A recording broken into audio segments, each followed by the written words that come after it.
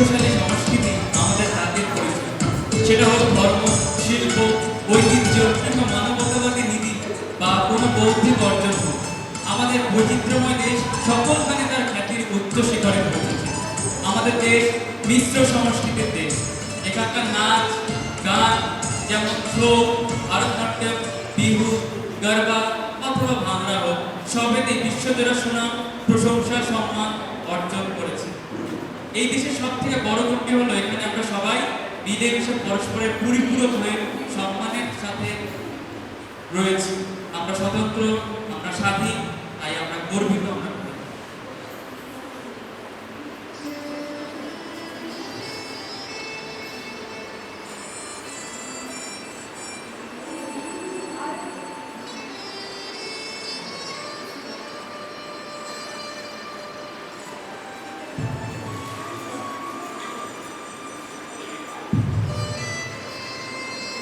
भारत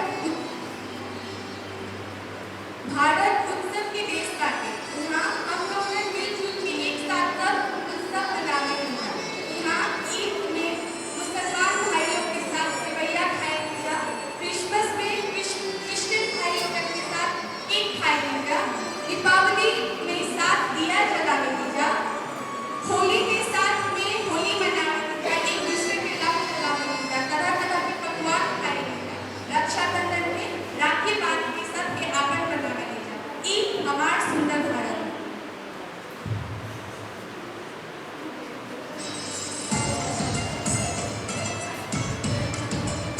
भारत के त्योहार देश व्यंजना के बिना अधूरे है।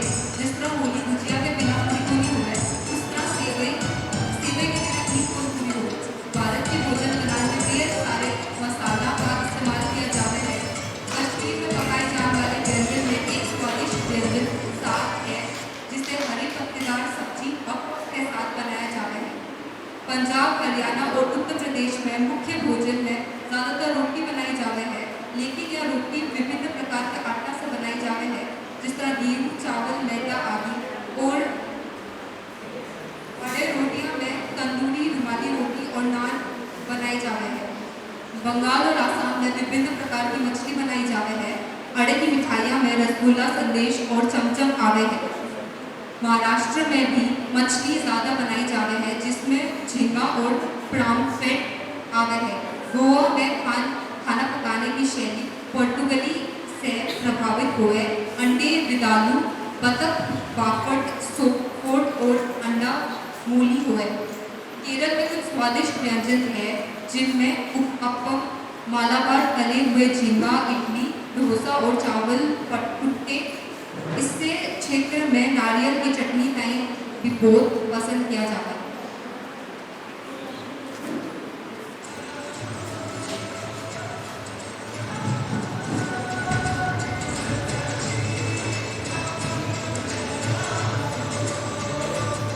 সময়টা ছিল 1974 সালের 18 মে। দিনটি সমগ্র ভারতবাসীর কাছে এক গর্বের দিন। এই দিনই রাজস্থানের পোখরানে পারমাণবিক শক্তি নির্মাণ করেছিল আমাদের দেশ।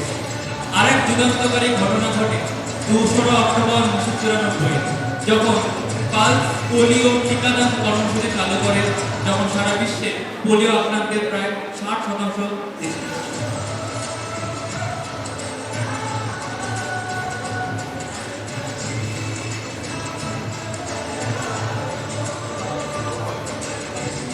আমরা গণিতে যে শূন্যের ব্যবহার করি, যে শূন্য ছাড়া কোনো নাম্বারই অপরিপূর্ণ, সেই শূন্যের আবিষ্কার আমাদের দেশ ভারতেই করেছিলেন আর্যভট্ট। এরপরে বিভিন্ন চিকিৎসা ক্ষেত্রে যে আয়ুর্বেদ, অন্যান্য তথ্যাদি যে পড়ে কেউ ডাক্তারি পাস করে, সেখানেও আমাদের সুশ্রুতের লেখা সুশ্রুত চিকিৎসা শাস্ত্র পড়ে তারা চিকিৎসা করে থাকে। এরপরে আমাদের দেশে প্রথম শিক্ষাক্ষেত্রে বিশ্ববিদ্যালয় তৈরি হয়েছিল, যেটার নাম তক্ষশিলা। এরপরে আমরা আমাদের প্রতিনিয়ত জীবনে যে শ্যাম্পু ব্যবহার করি, সেটা কিন্তু আমাদের দেশেই তৈরি হয়েছিল, যার উৎস চম্পি নামক শব্দ থেকে।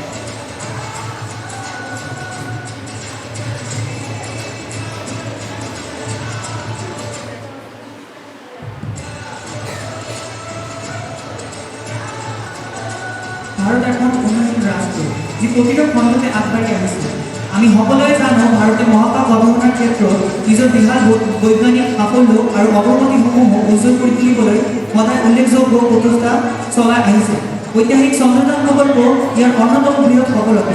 বিজ্ঞানক আগুৱাই নিয়াৰ লগতে চন্দ্ৰৰ বিষয়ে অধিক জানিবলৈ ভাৰতৰ সাহসী পৰিকল্পনাত ই এক উল্লেখযোগ্য অগ্ৰগতি আছে। এই উল্লেখযোগ্য সাফল্যৰ ফলত মানুহে জাতীয় গৌৰৱৰ এক বৃহৎ অনুভূতি অনুভৱ কৰে।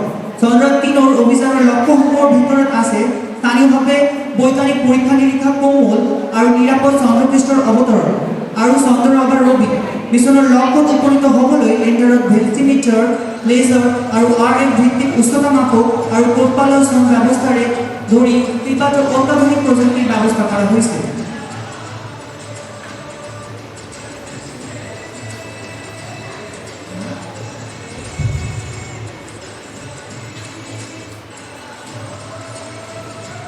आज हमारे देश के 76वें स्वतंत्रता दिवस के अवसर पर मैं यहाँ हूँ कि मैं आपको भारत की ये सफलता के बीच वार्तालाप कर आज मैं यहाँ पे आप सबके सामने हूँ ताकि मैं एक बहुत इंपॉर्टेंट टॉपिक पर बोल सकते हैं जिसका नाम है मंगलयान, भारत के अंतरिक्ष में एक बड़ा कमाल। 5 जनवरी 2013 भारत ने एक ऐतिहासिक कमाल उठाया थी जब मंगलयान को मार्स जाने मंगलयान ने मार्स बीच सफर किते उसकी कक्षा बीच प्रवेश किते उसके अंतरिक्ष विज्ञान बीच एक नवा चैप्टर खोल इस सालों में ऊंचाइयां बीच एक नवा चैप्टर खोल दिखता विज्ञान बीच एक नवा इंजीनियर से अपने देश की शान बनाए रखती। अटल बिहारी वाजपेयी जी ने कहा था कि देश एक जमीन का टुकड़ा नहीं है, देश हमारा एक स्त्री पुरुष है। अटल जी ने कहा था कि ये एक चंदन की भूमि है, ये एक अभिनंदन की भूमि है, ये एक गणपत की भूमि है, ये अभिनंदन की भूमि है। यहाँ का कंकड़ कंकड़ में शंकर है, यहाँ का बिंदु बिंदु में गंगा जल है। इसकी भूमि के लिए ही जीना है, इसी भूमि के लिए मरना है। इस भूमि के लिए मरने के बाद भी अगर हमारे अस्थियों को गंगा जल के कोई ध्यान से सुने तो उसमें बस एक ही आवाज आती है, भारत माता की जय। धन्यवाद।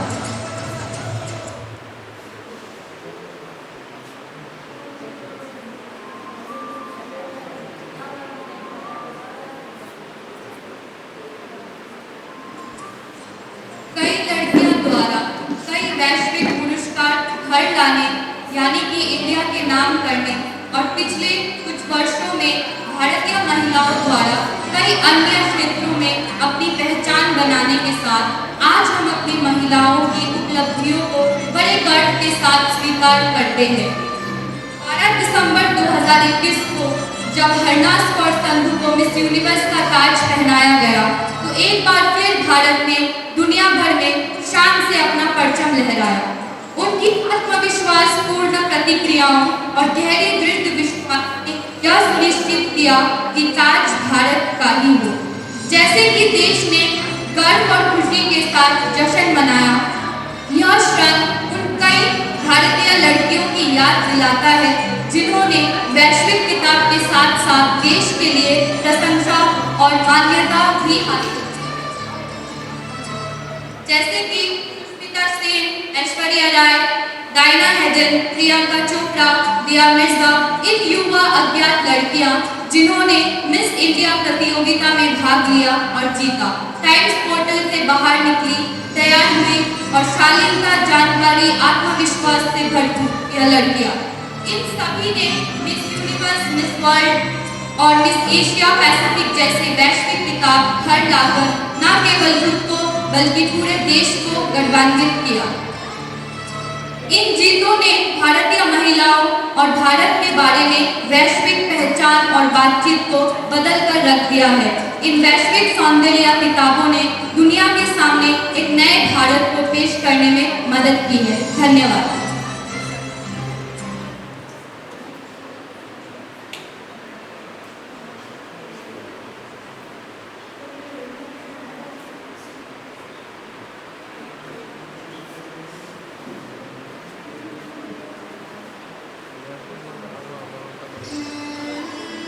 অলিম্পিকৰ একক খেলত সকল প্ৰতিযোগীক অলিম্পিক পদক প্ৰদান কৰা হয়। স্বৰ্ণ, ৰূপ আৰু ব্ৰঞ্জৰ 3টা শ্ৰেণীত পদক্রমে প্রথম দ্বিতীয় আর তৃতীয় স্থান প্রদান করা হয় তেওঁলোকে আমাক গৌৰৱান্বিত অনুভৱ কৰে। ভাৰত এখন দেশ যি প্ৰতিভাৰে ভৰা। অলিম্পিকৰ পদক লাভ কৰাটো কেৱল এজন দেশৰ বাবেই নহয়, দেশৰ জনসাধাৰণৰ বাবেও এক গৌৰৱৰ মুহূৰ্ত। আমি সঁচাকৈ তেওঁলোকৰ প্ৰত্যেককে পাই অতিশয় আনন্দিত হৈছোঁ।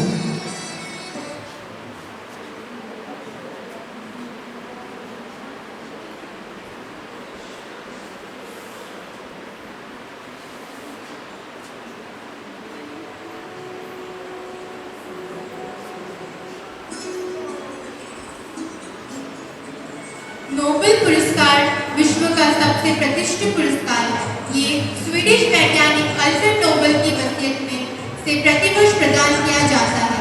ये पुरस्कार प्रतिवर्ष भौतिकी, रसायन विज्ञान, चिकित्सा, साहित्य, अर्थशास्त्र और शांति के क्षेत्र में उल्लेखनीय योगदान देने वाले व्यक्तियों को दिया जाता है।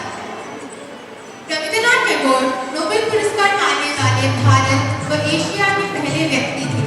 वो नोबेल पुरस्कार पाने वाले पहले गैर यूरोपियन व्यक्ति भी थे। उनको ये पुरस्कार 1913 में साहित्य के क्षेत्र में प्रदान किया गया था। डॉक्टर चंद्रशेखर वेंकट रमन को 1930 में तो भौतिकी के क्षेत्र में उनके योगदान के लिए नोबेल पुरस्कार से सम्मानित किया गया था। वो ये पुरस्कार पाने वाले दूसरे भारतीय थे। अल्बेनिया मूल के भारतीय मदर टेरेसा को शांति के नोबेल पुरस्कार से सम्मानित किया गया। सुब्रमण्यम चंद्रशेखर को भौतिकी के क्षेत्र में नोबेल पुरस्कार से सम्मानित किया गया। अमर्त्य सेन को अर्थशास्त्र में उनके योगदान के लिए नोबेल पुरस्कार से सम्मानित किया गया।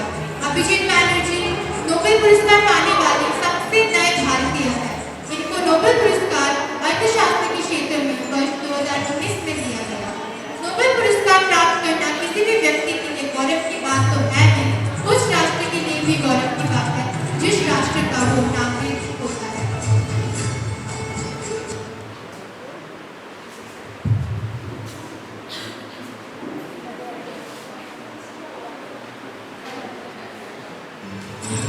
ऑस्कर अवार्ड एउटा प्रतिष्ठित पुरस्कार हो जो चलचित्र उद्योगमा पाइने पुरस्कार हो। यो हरेक साल यूनाइटेड स्टेट्स अफ अमेरिका को Academy of Motion Picture Arts and साइन्सले दिने गर्दछ। यो पुरस्कार विश्वभरिका सबै देशलाई नै लिएर चुनिएका हुन्छन्। यसरी नै हाम्रा भारतमा पनि अहिलेसम्म धेरै ऑस्कर अवार्ड पाएका छन्, जस्तै भानु अथैया, सत्यजीत रे, रेसुल पोकुटी, गुलजार, ए.आर. रहमान, कार्तिकी गोन्जाल्विस, एम.एम. किरावानी अनि चन्द्र बोस। उहाँहरू हाम्रा देशका एकदमै गर्वका मानिसहरू हुन्, जसले हाम्रा देशलाई चलचित्र उद्योगमा विश्वमा नै परिचय गराएका छन्, जो हामी भारतवासीका लागि एकदमै गर्वको कुरा हो। धन्यवाद।